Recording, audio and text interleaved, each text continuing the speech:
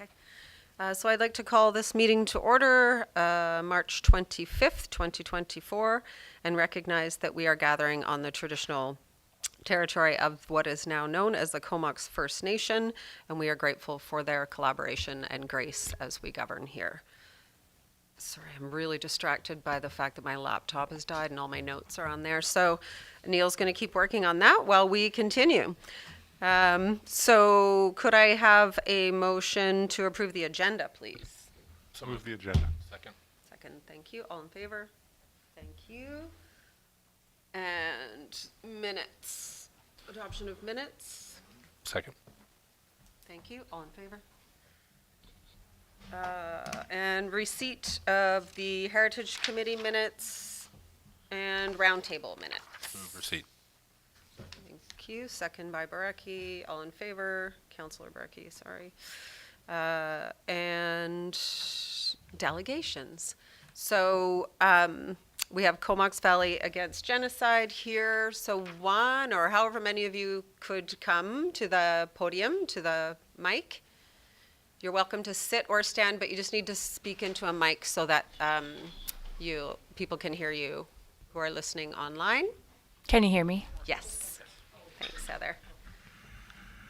And before we start, we do have a presentation on the screen, and I'm going to read a bit of a warning first about that. I'd like to advise those in the audience and members of council that the delegates' presentation contains some graphic images that some may find disturbing and may not be suitable for younger children. Those present in council chambers may choose not to view the screen or wait outside until the presentation is complete. So is that what we're going to do first, this, and then you guys will speak, or doesn't it? It goes with our Okay. speaking notes. Okay, Yeah. great. Yeah, follows along. Okay. Yeah. Go ahead. We're ready to start. Hi, thank you all, council, community members. We would also like to begin by acknowledging that we are on the unceded and traditional territory of the Pentlatch, Ayiksyn, Sasitla, Hahe, and Sothflute people that today consist of the Comox First Nation. We would also like to share our deep gratitude to these people's present and ancestral care of the territory we are on. We recognize that settler colonialism is an ongoing project, and that we have a responsibility to decolonialize and return lands to their original stewards. From Turtle Island to Palestine, there's parallels on those stories. We, myself, Heather, Joan, Yafa, Kiyoshi, and many community members who care, are a coalition of people living within the Comox Valley, amplifying the calls for a ceasefire and the liberation of Palestine. In this delegation, we will speak on the genocide in Gaza, the rise of Islamophobia and anti-Semitism in communities across Canada, and other municipalities who have taken action for Palestine, and our specific demands for you as a municipality. Thanks. You can move the mic so that it's Heather was a bit taller than you. We cannot speak to the vastness of the genocide in Gaza in one delegation. Please know that everything we share today only scratches the surface of a reality that is infinitely more agonizing. Firstly, we want to recognize that the colonial violence against Palestinians did not begin on October 7th. It has been going on for over 75 years. The Nakba, or catastrophe, refers to the ethnic cleansing of Palestine and the near total destruction of Palestinian society in 1948. Since 1948, Israel has enforced an apartheid system against Palestinians. Amnesty International describes apartheid as an institutionalized regime of oppression and domination by one racial group over another. It is a serious human rights violation which is prohibited in public international law.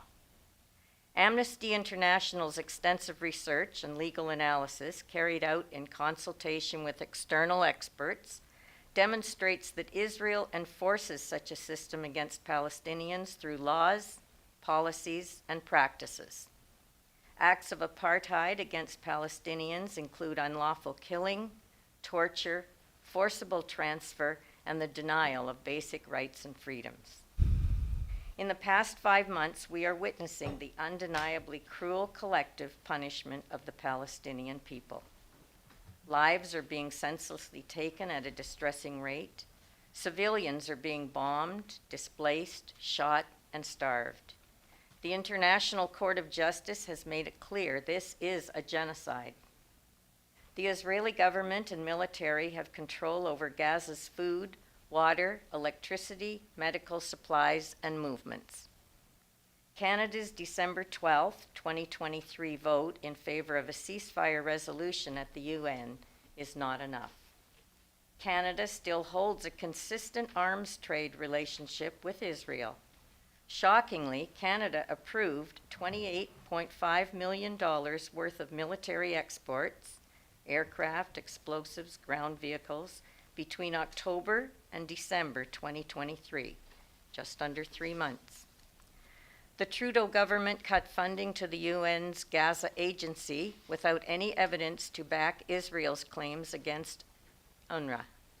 A cap of 1,000 visas has been put out for the Canadian Temporary Residency Program for Palestinians fleeing Gaza. This is incomparable to the over 900,000 emergency visas issued since March 2022 to Ukrainians.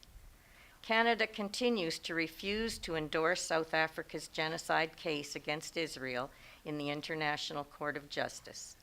We ask you, as our municipal council, to use your influence on the federal government and ask for Canada to stop funding, arming, and voting for the genocide of the Palestinian people.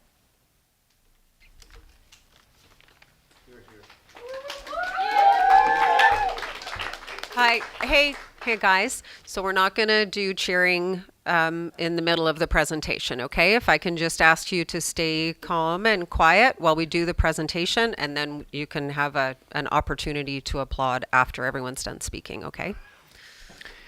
Good evening. Kiyoshi Koski, resident of the village of Cumberland. Malcolm X, as stated for the Palestinian people. This is the connection between colonization that we experience, that we do in Canada as it is happening in Palestine. Palestinian struggle is not just a cry for justice. It's a blistering battle for the most fundamental human rights that every living soul on this planet should inherit by birthright. It's an unyielding resistance against the oppression, suffocating grip of occupation, and the callous denial of the most basic human dignity. Just as the civil rights movement in the United States fought against the chains of racial discrimination, so do the Palestinians people strive to shatter the chains of occupation and tyranny. Never forget, my friends, that the Palestinians, much like African Americans and indigenous nations across Turtle Island, have been subjugated to the heart-wrenching history of suffocating, suffering, and torment. The birth of Israel in 1948 brought forth the mass expulsion of dispossession of hundreds of thousands of Palestinians from their ancestral homes and lands. This is a historic injustice that continues to haunt the lives of Palestinians to this very day. The situation in Palestine serves as a brutal reminder of the consequences of colonialism and the ruthless dispossession of indigenous people. It is an agonizing reminder that the fight for justice knows no borders, and we must stand united in solidarity with all oppressed people. The next piece that I'd like to speak to is the rise of anti-Semitism, which is also the rise of Islamophobia, and it's the rise of hate towards indigenous nations and people as well. And so by silence, by our Western government being complicit in genocide, which Canada is complicit in genocide, and by them not speaking up for human rights as a basic piece of our identity as humans on this earth, of humanity, then we are contributing to the rise of hate. There is a clear connection between letting atrocities occur in silence and not standing our ground for humanity and the right of oppressed people to stand up and say enough is enough. 14,861 children killed by Canadian, American, and European supplied arms. Do I need to say more?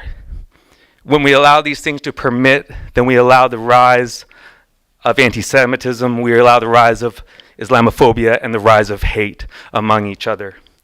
3,320 detainees disappeared that the state of Israel has taken, and we don't know where those people are. 634 damaged mosques in Gaza. If we don't speak up, then the space is left for hate. And my friends in the Comox Valley, we have Facebook groups that are private, that predicate themselves on hate. So please, as civic elected people, be part of the humanity, the movement of humanity, and the movement of change. Thank you.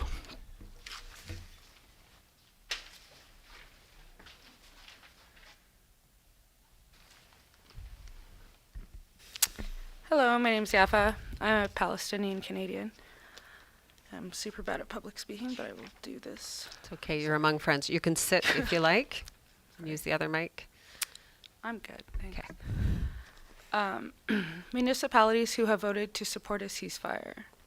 By supporting our statement, the Village of Cumberland will follow the precedents of the municipalities of Port Alberni, Powell River, Burnaby, Mississauga, and Yellowknife. Mayors from Saskatoon, Edmonton, Hamilton, London, Victoria, and Toronto have followed suit. We also recognize many of our Comox Valley municipal leaders have joined BC large local leaders call for a ceasefire. Now we ask your municipality as a whole to take action. Our asks. We urge the Village of Cumberland to write a letter to the Government of Canada urging them to advocate and support an immediate and permanent ceasefire between the IDF and Hamas, immediately restrict the sales of arms to Israel, allow humanitarian aid such as life-saving medical supplies, food, water, and fuel into Gaza, as well as provide ongoing funding to the UNRWA, remove barriers for Palestinian visa and immigration applications, support South Africa in the ICJ case for the Israeli genocide. This is a demand supported by over 400, as of March 11th at 10:20 a.m., residents of the Comox Valley, as shown in the following digital and paper petition. We call on the Village of Cumberland to make a statement denouncing all acts of hate, including Islamophobia, anti-Semitism, and colonial violence. Free Palestine. And Now you can cheer. Are you done? Sorry. Are you done?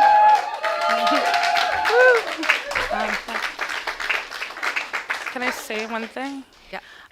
I've lived in Cumberland for over 10 years, and it's been really cool to see how the community has, it was so kind of rough and tumble back in the day. And just to see how the community has evolved and it's so inclusive and really beautiful. I feel really safe here. I've not always felt safe where I went. I've not always been able to tell people that I was Palestinian. And yeah, there's been some situations. But anyways, so I just would, thank you so much for hearing us, and it means a lot to me to be here today with you guys. Thank you. Thank you. Thank you.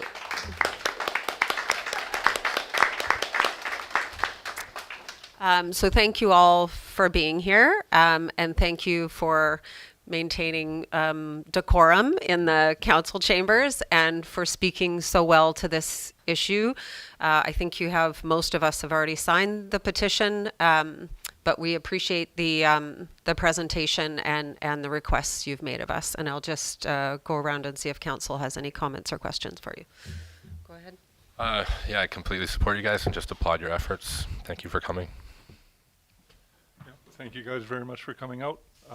Yes, I'm fully in support of a ceasefire and the stopping of killing of innocents on both sides.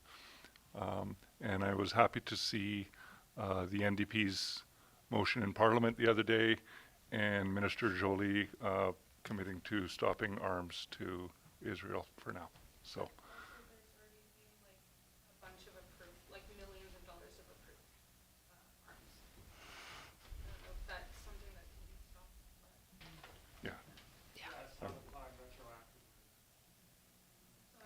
So I'm sorry, we don't have time for a conversation. We only allow 10 minutes for delegation. So if we get into a back and forth, we could do this for hours and then none of us will sleep tonight. So Thank you guys for coming out. yeah. It's yeah. Thank you for that moving and also off the cuff speech at the end. That was quite heartfelt. My mother grew up in war-torn Northern Ireland during the Troubles, and she said, you know, there's 5% of the people imposing their hate and their will upon the rest of the 95% of the populations and on all the communities, both sides, that just want to live in peace. So I think the more pressure we can bring to bear upon it, then I don't know if we can do it all at once, but we can certainly try to stop generations of hate from carrying on. So thank you. I fully support it. Thank you again. So I think maybe what we'll do is take just a 2-minute break because I assume most of you don't want to stay for the entire council meeting, although it's riveting work. So you're welcome to stay, but we'll just take 2 minutes and to let the people that need to go and transition to our next delegation. Thanks, guys.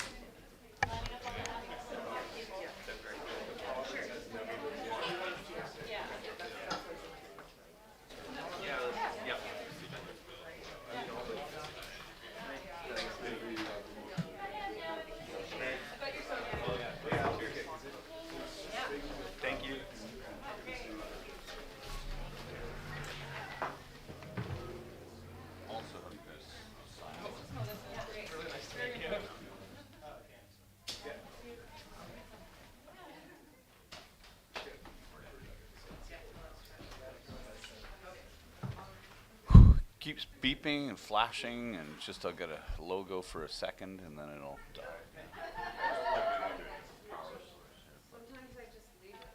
It comes back to life at that point. I don't know. Just they were great in the beginning. I like them, but Yeah, I really like them too. Mine's still slow, but I'm not. Okay, so next up is flyby. Oh wait, we need to receive that delegation. Motion to receive? Second. Thank you, thank you. All in favor? Thank you. And then flyby letter request. And do we have someone, no one's speaking to this, we're just gonna do it, hey? I mean, if we told them no, are they going to not fly by? We're good. Thanks. Yeah. So there's a motion there. I mean, environmentally, it's one of those. Oh, no, there isn't. Again, it So should be do you a just need to motion hear receive? from, yeah. second. Is that all you need? Yeah. All in favor? Nope, we do need something else. If council wishes to send a The letter. There's a statement there on a sample on page 23 to send a letter that the village is supportive of local flying activities by Canadian Armed Forces and visiting foreign aircraft as low as 500 feet for the planned 19 Wing Comox Air Forces Air Show for the purpose of transit, practice, and shows on May 16th, 17th, and 18th, 2024. Have they flown right over Cumberland in the past? Just on the Passover for Remembrance Day? Yeah. I but think. I don't think The air there's show ever, doesn't I don't Not the remember the air- air show ever coming over. I think it's about getting, so it's about practice and getting the jets to and from, maybe? I'm not really sure. It'll be The exciting letter's days. just stating for the days of the air show. But I don't think it's Yeah. generally their practice to actually fly over Cumberland, so. No, Yeah, I don't remember ever receiving a letter like this before. no, I think Sure. it's just for the air show. Come rattle the windows. Okay, so, who's moving that and who wants to second that? I'm okay to write the letter. Second? Thank you. All in favor? Thank you. Okay. Next up is request to place notice on title to 721 Derwent Avenue. Come on up, Courtney. Hey, good evening, Mayor and Council. There is this is a request to place a notice on title of the property 2721 Derwent Avenue. The purpose of the report is to recommend registration of this notice against the property title for contravention of Village of Cumberland bylaws and failing to obtain the required permits and inspections for the construction activity on the property. A little bit of background. On June 18th, 2020, a stop work order was posted on an accessory building, a garage, on the subject property. It was under construction without a building permit. The village received an incomplete application then for this building permit in September of 2020. Unfortunately, it was incomplete, and despite the best efforts of staff, a complete application was never received within the 180 days of the application being made. According to the building bylaw, that means that the application is considered abandoned. So in order to bring this garage into compliance, the owner and/or occupant must obtain a building permit and arrange for the appropriate building inspections. Through the course of the past 4 years, staff have attempted to work with the property owner and the occupant to obtain a building permit for the garage and resolve the matter. Despite our best efforts, corrective action hasn't occurred. So for information, a more detailed summary of events is attached in the memo from the building official as attachment 1. So the purpose of a Section 57 notice on title is to provide public notice that the property contains a non-compliant structure. In turn, this can assist mitigating the village's legal exposure, fulfilling its duty to warn third parties of the infraction, including any future purchasers, because it is registered on title, so if a prospective purchaser would see the notice and could understand what it is about before making a decision to purchase the property. So the idea is that the situation will be resolved at some point, meaning that the appropriate building permit is received and all the inspections occur. And if once that happens, then the Section 57 notice on title can be removed. The applicant pays a required fee of $150, which is in the building bylaw, and then the notice is discharged at the land titles office and it's removed from title. So we do have an attachment here, a memo from the building inspector. I will also let you know that as per the legislation, notice was provided to the property owner about today's meeting, and that council would be considering registering this notice on title. And they have the opportunity to attend the meeting and speak. And we have not heard from them. They also had the opportunity to arrange to speak via Zoom, and we have not heard from them to arrange that. We do have the building official, Carl Neufeld. He is currently on the line on Zoom, and this is also part of the procedure in the legislation that the building official has the opportunity to comment, and council has the opportunity to ask any questions of him. So you certainly don't have to, but he is available if you have any questions for him. Thank you so much. So I think we're pretty familiar with this file, but anybody with questions or comments for either the building inspector or Courtney? Yeah, may I? Yes. Other than warning potential buyers, is this going to move us any closer to them actually getting this permit, or in any way helping the enforcement of this along, or the stopping the use of this occupation of this garage, or? It may. We can't say for sure. So there's different things that I think motivate a property owner in this situation to take the corrective action, and sometimes the notice on title does motivate them to do so. If they're, and I don't have any information about this, but if they're considering selling the property, then they should be very motivated to correct this before they do so. Okay. And then one other question. One of the other alternatives is to proceed with a court application for an injunction requiring the owner to demolish the garage. Even if you get that injunction, is this also similarly very difficult to enforce? Alternative 3, is that Yes. difficult to enforce? Yeah, so and that is provided as an option, but it is would be very time-consuming and costly for the village to put that in place. Okay. Okay, yeah, I think I'm good with the recommendation. Yeah, I think the, regardless of whether or not the shop's there, the activity that's happening on site would continue to happen. I don't think removing the shop would necessarily mean anything would change, so, yeah. Anybody else with questions or comments? Okay, so there's a recommendation there. I'll recommend that council direct the corporate officer to file a notice in the Land Title and Survey Authority of British Columbia against land legally described as PID 008975884, Lot 10, Block 8, District Lot 21, Nelson District Plan 522, civic address 2721 Derwent Avenue, for failure to comply with the Corporation of the Village of Cumberland Building Bylaw number 949/2012, pursuant to Section 57 of the Community Charter. Thank you, seconder. Second. Thank you, all in favor?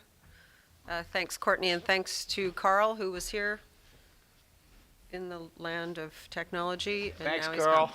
gone. Thanks, Carl. welcome. And next is Heritage Alteration Permit 2699 Dunsmuir Avenue.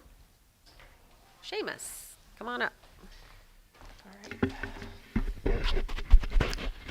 we go, that's on. So, good evening, Mayor and Council. So, the purpose of my report today is to request a referral to the Heritage Advisory Committee for 2021-01 HAP at 2699 Dunsmuir Avenue. The applicant wishes to conduct form and character updates to the building on the subject property, including a new door, as well as rebuilding a portion of the rear building. So for background, the building on site was built sometime in the early 1980s and ever since has been used for various commercial uses. In 2020, a building permit was issued to renovate a portion of the building, which is now in use for Dodge City Groomers, but the other side of the building was since left vacant. At that time, the owner of the property was advised that a building permit was needed to use that vacant space as another commercial unit, as well as apply for a heritage alteration permit to conduct any exterior alterations. In spring 2023, a stop work order was issued on this property, as a door was observed being installed on the building without the benefit of a HAP or a building permit. In the fall of 2023, a new owner did purchase the property and has since applied for this heritage alteration permit to utilize that vacant space and conduct some exterior alterations. So the scope of work, ultimately they are going to be installing a new door on the Dunsmuir Avenue facade to access this future commercial space. They're planning on updating the building with a new color scheme, including gray and brown tones, and utilizing materials similar to what is already on the property. Rebuilding an addition at the rear of the property. So during their pre-application review, they determined that a portion of the building had been constructed at some point in the past without the benefit of a building permit. So they'll be demolishing that and building it to today's building code as well as village bylaw standards. Overall, the updates to the property are in keeping with the character of the building and are respectful to nearby heritage interest buildings. So at this point, the file has completed a full review by staff. So planning and other village departments have reviewed the submissions. Overall, there are very minor comments to present to the applicant. And the purpose of the report today is to receive a referral to the Heritage Advisory Committee so we can obtain some comments from the Heritage Committee about the proposal. And once we get comment from the committee, we'll combine all of the comments into a comprehensive letter for action by the applicant before we bring it back to council for consideration. And sorry, one thing I should note is that we did identify a variance as part of the initial review. So 2 signs are proposed. So there's one facade sign for Dodge City Groomers and a second sign proposed for the second commercial unit.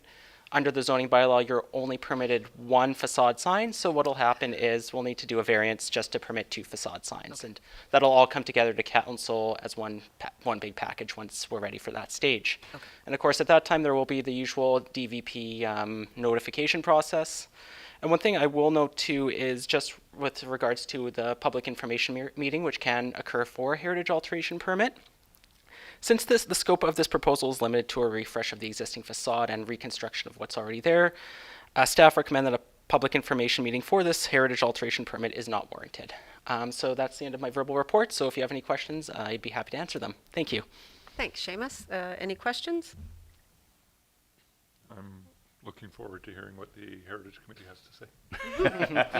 Okay, there's It's always nice when a building gets a facelift on Dunsmuir. Yep, exactly. Just a procedural, these kind of applications are going to be referred directly to the Heritage Committee before coming to council in the future? Or Yeah. there was a plan for that? Yeah, I can respond to that. So, yes. Not without coming to council for a final decision on that Yes, of first. course, yeah. Yes, so that was one of the recommendations of the modernization project report a couple of years ago. We have since implemented that change for the Advisory Planning Commission, that staff can refer certain types of applications to them directly, but we haven't made that change in the Heritage Committee or Housing Committee terms of references. So that's what would need to happen, is a change to their terms of reference. Okay, and we're looking at doing that as we go forward? That's correct. Okay, thank you. Great, thanks. So there's a recommendation there. I'll move the council refer the Heritage Alteration Permit 2024-01 HAP application for the property described as Lot 9, Block 2, District Lot 21, Nelson District, Plan 522, 2699 Dunsmuir Avenue to the Heritage Advisory Committee. Second. All in favor? And that's carried. Thank you, Seamus. Great, thank you. 2024 Community Grant Program allocation. So this is a report from the Committee of the Whole. And there's a recommendation there unless there are any follow-up comments or questions, I would have done the same thing. right? Good. Yeah, you good with it, Neil? Yep, absolutely. Okay. I'll move that council allocate 2024 community grants as follows.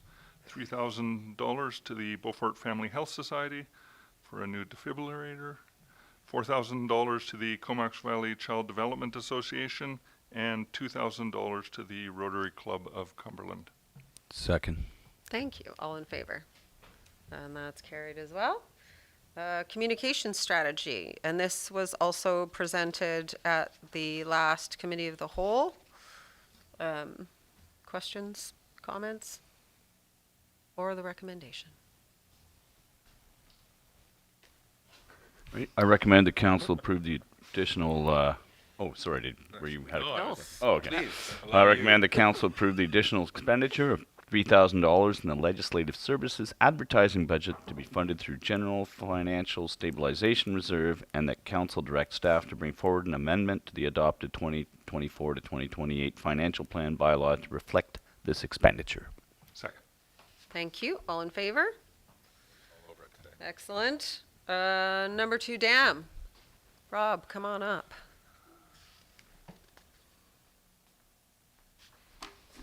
Good evening, Mayor and Council. So this report's really summarizing the work to date, including some of the scope on the dam project, and then some of the proposed design build process versus typical design bid build. So just a bit of a background on the dam. You know, it's probably over 100 years old, built between the late 1890s and the early, I say 1920s. The dam failed it was part of I think part of the hydroelectric water supply company years ago. The village took it over, I think in the 50s. In 72 it failed. What they suspect is piping through the dam. It took out the newly constructed works. I think it At Henderson, it was subsequently rebuilt quickly without a design, and it's been in place ever since. And so the challenge with the dam is it's a significant rated dam. It's got a quite significant seepage along the toe of the slope, and I know the dam safety officer, who's now retired, John Baldwin, used to tell me he can write the village in order if we don't get on with doing something with the dam. So I said, John, just give us time. We've got all sorts of priorities. Let us work on that. So in 2015, we actually engaged Tetra Tech EBA to do a bit of a background review on the history of the dam and kind of some recommendations on how to proceed moving forward. In 2017, Council provided funding to undertake a preliminary design or conceptual design. It took about 2 years to get through some of that work because there was work to do with some hydrology on the creeks. There were some conversations with some of the ministries, and then in 2019, I believe we submitted our first application for grant funding, which we weren't successful. Subsequent conversations with the ministry, I think they were clear that we would also need to do the creek remediation in the north branch of Perseverance Creek. We revisited the design and the costing, put together a new application, and were successful the second time to the tune of $4.475 million. That's 100% funding. It took 2 years to get an official announcement on that because there was a bunch of back and forth between the province and the federal government. There was questions and we had started late last year. We started down the road with the RFP, request for proposal, for the design build process. We're kind of in the final stages of that, but we thought before we issued that we would kind of update council on kind of where we're at.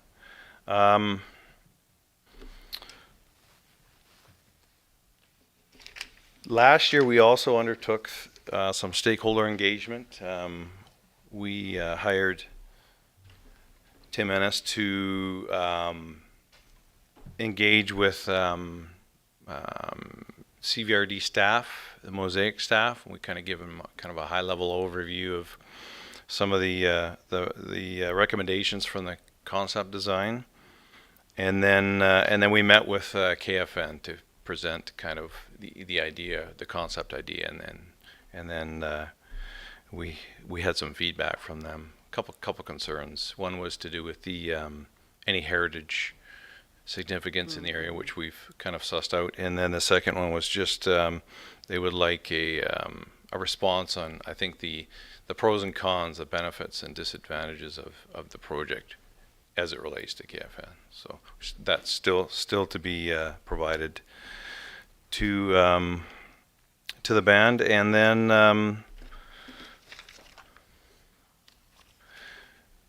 the other thing I wanted to touch on was the grant itself. So there's some significant reporting at different milestones, which is kind of noted in the report.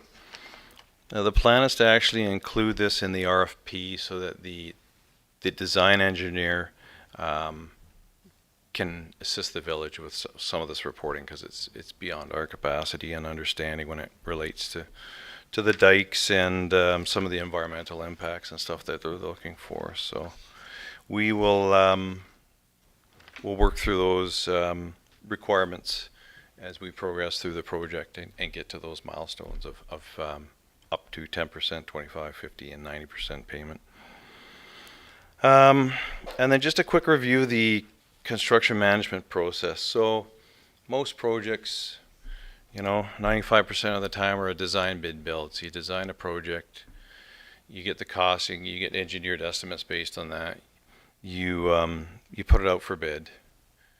You get competitive bids, and then you typically award it to the lowest bidder. Not always, but typically. Then you engage the contractor to build the project.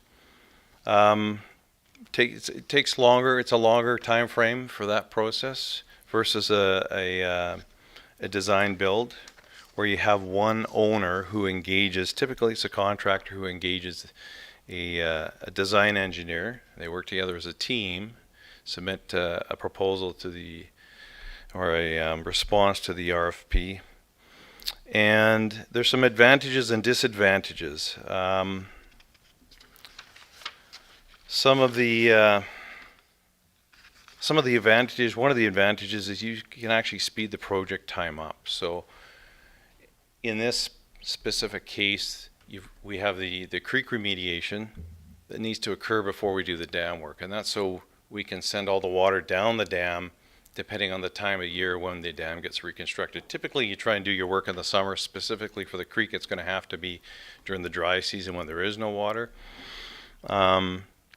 So, you know, the designer and the constructor can actually design that, get that work underway while they complete the rest of the design for the project.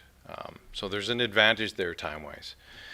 There's also, there sometimes is a cost advantage because you have both the constructor and the designer working on efficiencies and constructability versus the design team in a design bid build process designing independently without input from the constructor. So there is an advantage there. One of the disadvantages, and I know we talk about cost savings, one disadvantage is, one advantage for the village is more of the liability is put on the design team and the constructor. So sometimes you do see that reflected in cost. So if there's things that they're uncertain of, they will price things higher. But we won't know until we get into that, right? So, I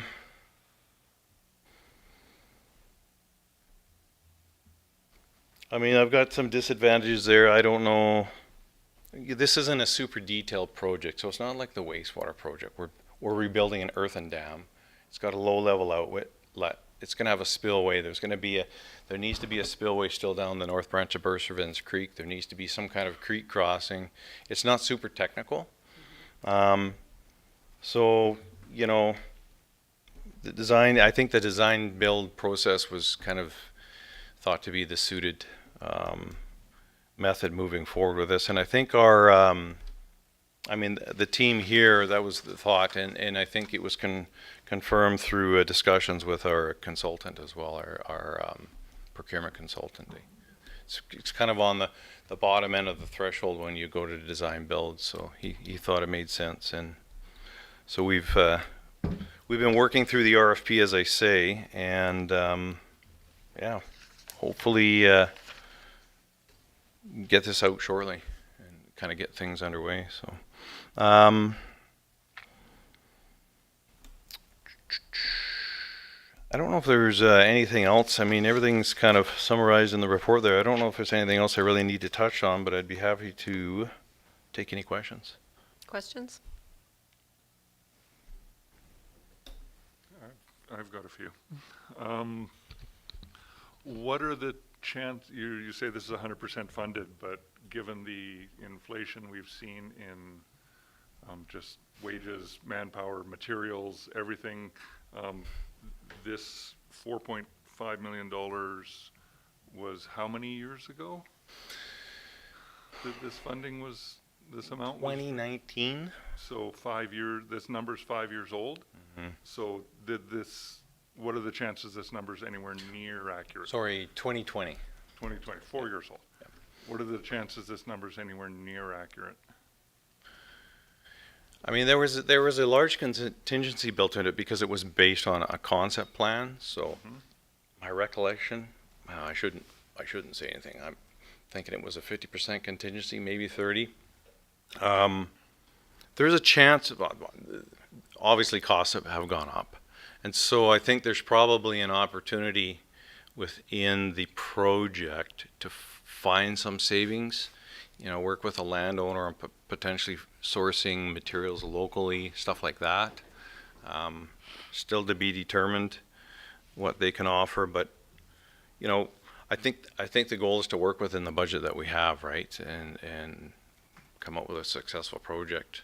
So we'll know. I think we'll know when we start down the road with the with the process, the design build process through the RFP, whether we're in the ballpark or not. So Okay, so, and then, so if we get an RFP number, how, is that a firm number then that they have to deliver at that number? Or is that kind of a loosey-goosey number as well, and then there'll be, oh, this went wrong, that went wrong, and it gets added on, as we've seen with the wastewater project? I think the challenge is you don't, because of the model, you don't have a firm number up front, right? Because you don't have a solid design. So I think you work towards that number through the process. I'm no design build expert. I mean, the only design build I've ever been involved with was we did a bit of a design build for the Comox Lake Road stabilization. And so we engaged a company to do the design and complete the nail anchoring or whatever it was called back in 2014, 2015. Is there more certainty with a design it and then build it method? Well, are the numbers more? I think you know the number sooner up front. So based on the design, the engineers typically put together an engineer estimate with contingency. So you know what the number, and that's based on unit pricing, based on kind of history and information they have. So you know what that number looks like moving forward. It doesn't mean you're going to get bids that reflect that number. They can be a lot lower, they can be higher. So there is still uncertainty, but I think you do know the cost sooner up front with the design bid build process. And then I guess my next question's for Michelle. Is there any way, once the bid numbers start coming back in, and I'm certain they're going to be much higher than this, is there any way to increase the grant funding at that point to try and cover some of this? Because I don't want to get in another situation where we're like $2-3 million in the hole and going back to the taxpayer and saying, oh, we got to borrow another $2 or $3 million. I'm scared to death of this project, to tell you the truth. Other through the mayor, other communities have gone back to their grantor and have been successful, or one other community that I know of. I'm not sure if other. So we could try. We didn't have any luck with the wastewater project when we were going over on that. We did have our LWMP coordinator, project coordinator, go to the grantor, and they were not open to increasing. So we've never had luck in any other grant where we've asked for anything. So It does say on the grant page that we are responsible for cost overruns. Yeah. So they're reluctant to do that. I mean, one option may be to go back to Tetra Tech or EVA in Nanaimo and see what the cost would be for them to revisit the project and update what they think the estimate might be. Yeah. I mean, that might.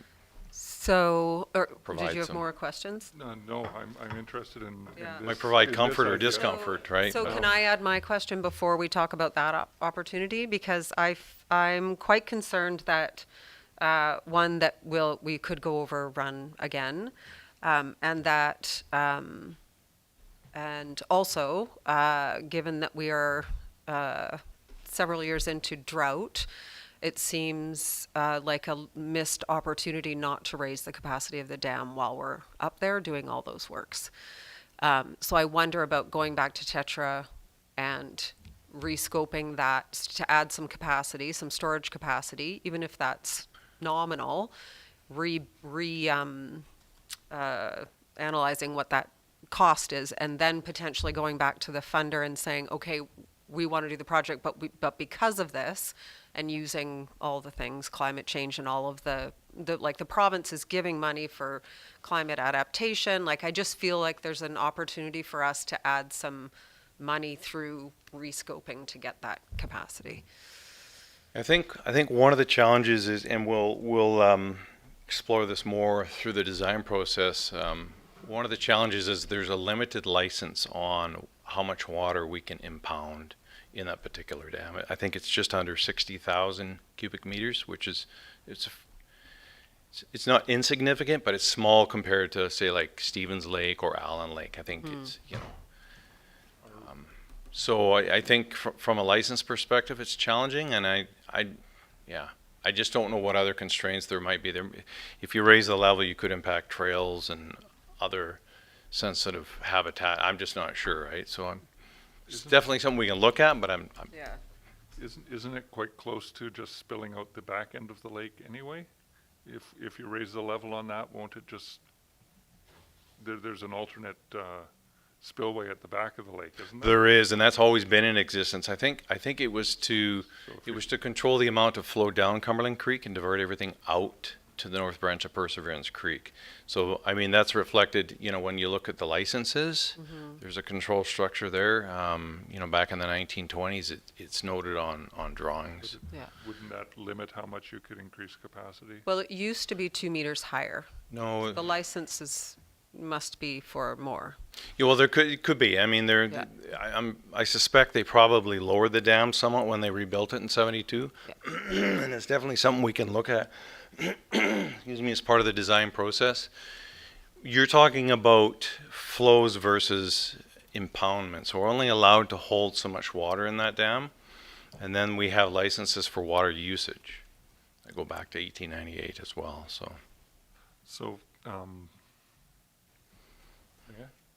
Oh, yes, sorry. Back to where you were saying an update on trying to get an update on the From Tetra. estimate, or Yeah, I mean it just kind of came to mind standing here. That, you know, maybe that's something we can do is circle back with Tetra Tech, see how much it would cost to have them review the concept and provide us an updated estimate.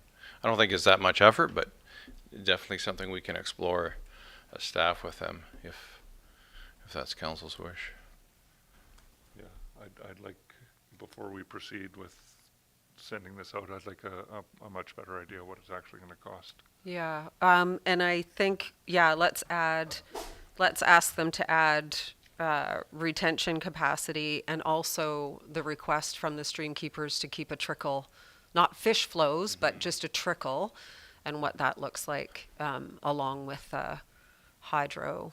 And I feel like if we can get them to relook at that, then we still are in that conversation with KFN too about power generation. And so while I'm anxious that I know the grant needs to be spent out by 2026, I think we have more flexibility on that end, and better to get a good project and then say, hey, we need a few more months to finish it or whatever. So I'd be happy to see it go back to Tetra, whatever they're called. Tetra Tech, yeah, Tetra Tech. and just as a note, within the draft request for proposal, there is language to do with involving stream keepers and Awesome. water for fish, to review that as part of their work. So Okay. So you need a motion, probably, hey?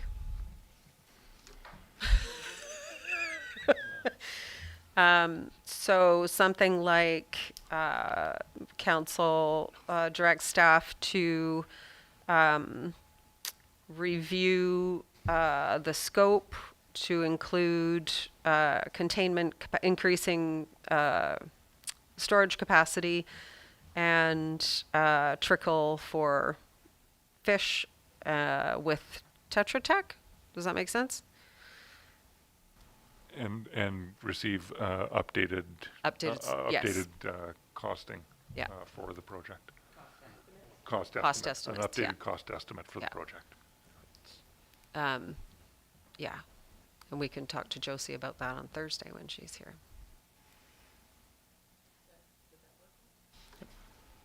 Okay. Awesome. Second? Seconder? Second. I didn't make it. I'll make the Yeah. move the motion. I just said it. Okay, Seconded it Second. already. Second. Yeah. All, second, all in favor? Awesome, thank you so much, Rob. Thank you. Okay, and you're still here for ecological gift land disposal? Happened 5 years ago. Yes, I think we've been in conversation for some time. Been, yeah. Trying Thought to we get paid away this from already. this. Well, this is the gift that keeps on giving with the water Yes. treatment plant. But so back in 2019, we were close to finalizing or completing construction on the water treatment plant and getting ready to commission the facility. And through discussions with BC Hydro and the landowner, and this is the Second Street townhomes where we had an existing single-phase power across the west side of their yard, as well as the transmission main. There's a 12-inch line that comes through their yard. Hydro made it clear that we gave them a copy of the old right away, and they made it clear they weren't happy with the language and it wasn't going to meet their needs. And we started down the road of negotiations with the landowner, and it took like a year to work through this. Unfortunately, we disposed of 400 square meters of eco-gift land, which is if you can see on your the photo in the council report there, it's on the north side of the trail and on the north side of a sewer trunk main and right of way as well. So because it was within the collar, we weren't even aware it was eco-gift land at the time. And so it was disposed of. In 2021, we received a letter from the federal government, well, actually Environment Canada and Climate Change, saying, hey, you guys disposed of land and you didn't have authorization to. So here we are. So what we did in 2021 was, through discussions with Environment Canada Climate Change, we engaged a local appraisal firm, and through guidance with the lawyers and a tax lawyer, they said, listen, it's not clear what the process looks like, and I think that was the problem that the federal government were struggling with as well. We recommend you just do an appraisal on the 400 square meters and submit that. And so that's what we did. So we engaged the firm, they did evaluation of the land, we submitted it, and there was some back and forth with the Canada Revenue Agency, Environment Canada Climate Change, and then we received a letter late last year from Department of Justice saying, hey, we're representing Environment Canada Climate Change. We don't agree with your assessment. Our assessment is you should pay the taxes on all 7 parcels. But because,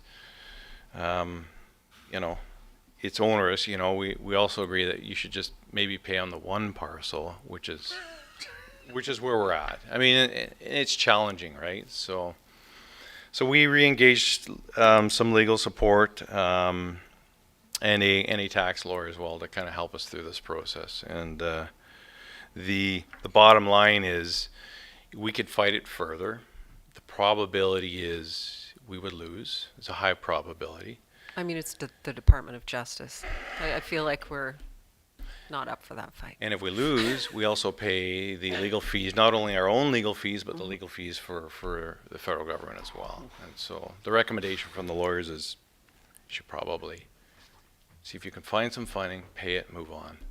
And so the appraisal on the land is approximately, it's just over 7 acres, is 140,000 and change. So half of that, 70,000 plus 15,000 in interest, because they want their interest from the date it was disposed of. So staff's recommendation is to actually bump that to 90,000. We do have funding in the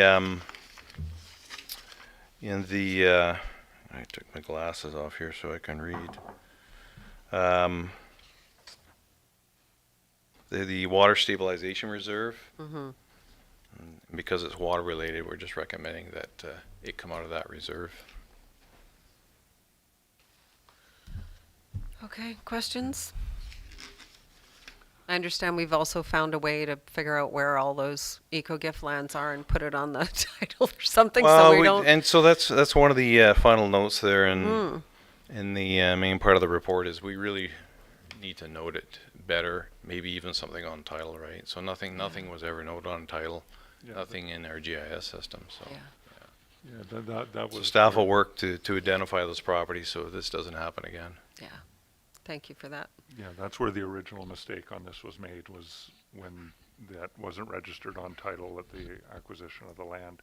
Seems odd it Which would goes back how far? When were the lands actually acquired? late 1990s, early 2000s, somewhere in Yeah, there. I don't know right. if we got them all at once or if it was in Yeah. stages, So but it not getting registered on title at that time was the, because it would have been caught immediately if it had been on title as soon as you went to transfer it, it would have been. One other question, has our local MP does he know of this situation, and has he talked to the Department of Justice on our behalf? Or maybe Can we he should do that? ask if Mr. Johns would be willing to talk to them and see if I don't know. he could try and negotiate a little bit of relief on our behalf? Because this is a big bill for honest mistake. For 400 400 square square meters. meters. For 400 square meters and an honest mistake, it's a large. But sum it's of money. accruing interest as we go, right? Yep. So we'd need quick action on Gord's part, which could be. Through the mayor, my recommendation would be just to approve it, make sure we get it paid so we can advocate with MT For refund. Gordon Johns, I'm maybe, good- if you'd I'm like good us with to. that. Yeah. And then he might be able to help us, and we'll let him know that we've had to take it from reserves that we had earmarked for something else, and he might be able to help us out. Okay. The council approve a settlement with the Department of Justice, Environment Canada, and Climate Change for the disposal of 400 square meters of ecological gift land as part of a right-of-way negotiation with BC Hydro in support of servicing the new water treatment plant in the amount of up to $90,000 to be funded through the Water Stabilization Reserve. And also the council directs staff to bring forward an amendment to the adopted 2024-2028 financial plan to reflect the expenditure of up to $90,000 for a settlement of for the disposal of ecological gift land, and that council authorized the chief administrative officer to execute and waiver agreement related to the settlement offer with the Department of Justice. Second. Do you want us to add something about the MP, or I'll just do that on my own? And to inquire with MP Gord Johns if he can help relieve some of this situation. Second. All in favor? Thank you. Thank Thank you, you. Rob. Just threw that in there Thank you. That was good. on the fly. Good there. pivoting. Yeah. Good. Lateral. Yeah. Anytime we can get Gordy in on something, you know. Right? Well, that's $90,000 worth it. Just sick Gord on them. Yeah. Sick of Gord. Get stuff done. Okay, next up is ACET Geothermal Research. Do you want to speak to it, Michelle? Exciting. Okay, so of course underneath Cumberland is a lot of mines and shafts that contain water that's being heated by the Earth's core. Council advocated at UBCM last September to ask if there was some feasibility funding that would help us understand whether or not we could use that alternative energy towards heating buildings, maybe to sell, some sort of alternative energy. We're not 100% sure what it will do. There's a lot of unanswered questions, and I'm not sure if it was through that or a different process. But the mayor had come across this group of at University of Victoria called Accelerating Community Energy Transformation. ACET is what they're called, and they're a group that can get funding, a master's students group, master's degree, who can get funding for these types of research. And this is something that they're really keen to do. So they've met several times with the mayor, a couple times with myself, and there's also a group in town that has a lot of maps and information about those underground maps or shafts. And so, yeah, this information can be provided, and this group may get funding. So in anticipating that they might get this funding and be able to come this summer to do some of that feasibility work, we're asking council to support that action through a motion, and it would not cost the village anything. And if the mayor would like to add anything, I don't know if I got it all. No, I think they're on track to. It'll be either a senior co-op student or a master's student, and they would come up a few times, and it's basically a paper exercise to see what the feasibility looks like for using our tunnels. Yeah. So there's a recommendation there. I'd like to recommend that council approve geothermal energy research to be done on the village's behalf through the University of Victoria Accelerating Community Energy Transformation Program, ACET. Second. Thank you. All in favor? Yay. Okay, and council policy for RARs, remedial action requirements. Hello, Courtney. Okay, thank you. So this is a report to recommend council adoption of a new policy. This would be policy number 9.6, guidelines and considerations for remedial action requirements. Pursuant to section 72 through 80, pursuant to the relevant section of the community charter, council has the authority to impose remedial action requirements in relation to hazardous conditions, nuisances, and as well as harm to drainage system or dikes. And this draft policy deals only with remedial action requirements in relation to declared nuisances and hazards. And the authority for council to impose these requirements is entirely discretionary, and each remedial action requirement order would be unique and may require different orders and actions by the village. And with that in mind, the purpose of this new policy would be to clearly articulate the matters that council and village staff may consider when exercising authority to order and enforce remedial action requirements in cases of declared nuisance and hazards. And we are bringing forward this policy at this time on the recommendation of the Office of the Ombudsperson to ensure fair process and practices in implementation of remedial action orders. And if adopted, the policy will be posted on the village website, so it will be available to the public that way. Thank you. Questions? Okay, I have one. So if you put a remedial action requirement on a property and you do that remedial action, when does it close? So we do the action and then the file is closed, and should the behavior continue, you have to do a second action, or does the first remedial action, do you go back to the first one? Does that make sense? It does, and that isn't addressed in this policy, that order of operations, and I think, maybe Michelle can correct me if I'm wrong, but I do think it depends on the specific scenario and what is ordered in the actual RAR. Yeah, my understanding of the RAR is if we carry out the actions in that RAR, we would have to, council would have, if it happened all over again and you wanted to do another RAR, you'd have to issue another RAR and go through the whole process. And then also if you don't carry out the whole RAR, if there's some pieces that didn't, my understanding is if it goes on for too long, you should probably issue another RAR. Oh, okay. Okay, thanks. There's a recommendation there, unless there's questions. I'll move the council adopt policy number 9.6, guidelines and considerations for remedial action requirements. Second. Thank you. All in favor? Thank you, Courtney. Thank you. That's good. And Municipal Finance Authority financing for 2023-24 vehicle purchase. All right. Good evening, Mayor and Council. The purpose of this report is to seek Council's approval for this short-term borrowing for the purchase of a pickup truck and tailgate approved in the 2023 financial plan. The village funds the replacement of its vehicle fleet and equipment through the MFA Equipment Financing Program, which requires a council resolution approving the short-term borrowing. In the 2023 budget, council approved the purchase of a new skid steer and replacement of 2 pickup trucks, all funded by borrowing. The 3 vehicles were purchased through a competitive bidding process, and the skid steer and first pickup truck were delivered in 2023.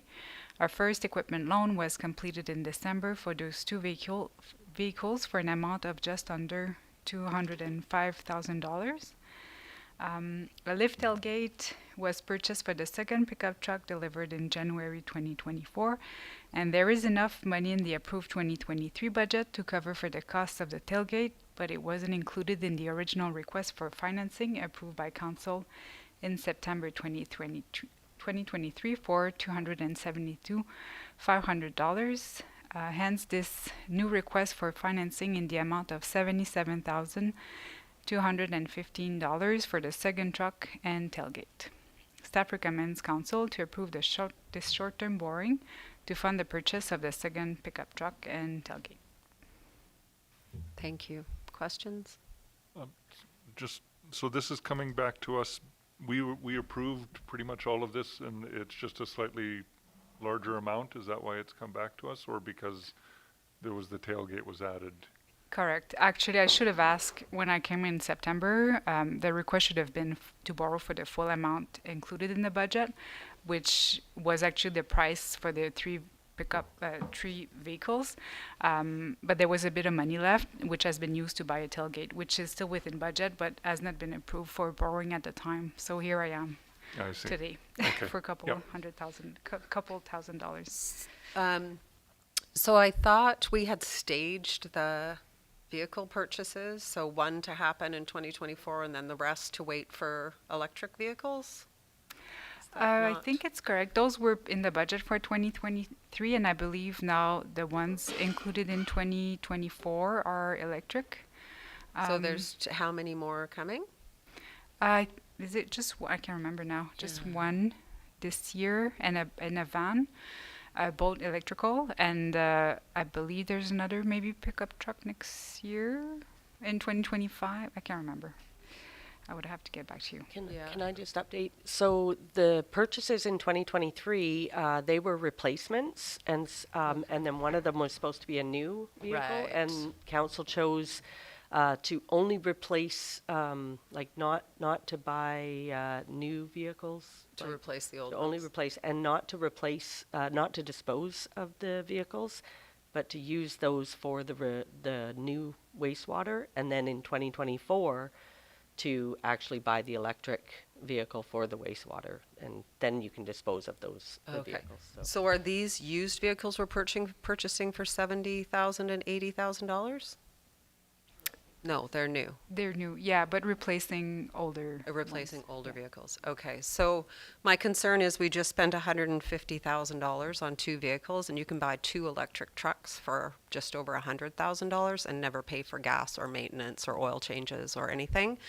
They're eligible for grants, but they do take some time to order.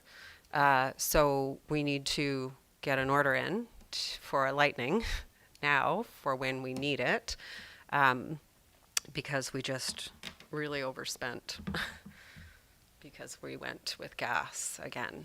So that's my comment on that. Anybody else have questions or comments? Okay, there's a recommendation there. I'll move that council approve the short-term borrowing from the Municipal Finance Authority through the Equipment Financing Program for an amount of $77,215 for the purchase of a pickup truck and tailgate for a 5-year term that must be repaid in 5 years. Second. All in favor? And that's carried too. Council member monthly reports. Councillor Tyrion, would you like to speak to yours? Well, this all happened so long ago. So Our I'm monthly happy. reports I'm happy to just have these in the package, Yep. and if people have questions, to speak to them. I find it challenging to find something to highlight in my report. Yeah. And also, I think it takes time, and really the report is there and the public is welcome to read it. And if they have questions, they are welcome to put questions into info@cumberland.ca at any time. Mayor Brown. And so, any questions on the reports? And Any is there questions anything for you'd me? like to, yeah. I didn't submit mine last because I was away, so if I could do a brief verbal one, very brief. If we Is had that okay? questions, No? Unless you really Yeah. feel like you need to. Yeah. Okay. The then only go one ahead. I If not, then we move on. if there's something, Okay. you know, I just wanted to let you know from the Community Justice Center there's just question whether we're going to have the Campagnolo lecture series this year or not. So they might Oh. be shifting in a different direction. That was one of the things oh, that that was is brought news. up. I would, you can take back a vote in favor of Yeah. the Campanola lectures. We'll see. There's it's up in the air whether they'll do it this year or every other year. Kind of Yeah, thing, I think they're really valuable I for like the them. community in so many ways. And yes, I also understand the challenges with it, so, so anyway, I'll leave it at that. So. thanks. And just a comment on yours, thank you for covering that hospital board meeting while I was away. Yes, you're welcome. That was interesting. Yeah? Yeah. Yeah, nothing dramatic, just, more learning for me. It's good. So there's a recommendation to receive those. Second. Movers. Move Neil I second. think, yes. That was a combination of Take it Counselor away. Sullivan and Barecki, and all in favor? Yes. Good. Rachel on our toes here. And financial plan amendment bylaw. Welcome back, Annie. Hello again. So the purpose of this report is to present a second set of budget amendments to the 2023-2027 financial plan and to request council to consider the first 3 readings of the amendment bylaw. First set of budget amendments for the year 2023 has been approved by council in September 2023 and included in bylaw 1194. This report presents budget amendment from the last 4 months of 2023 and are included in bylaw number 1208 and included in the agenda package.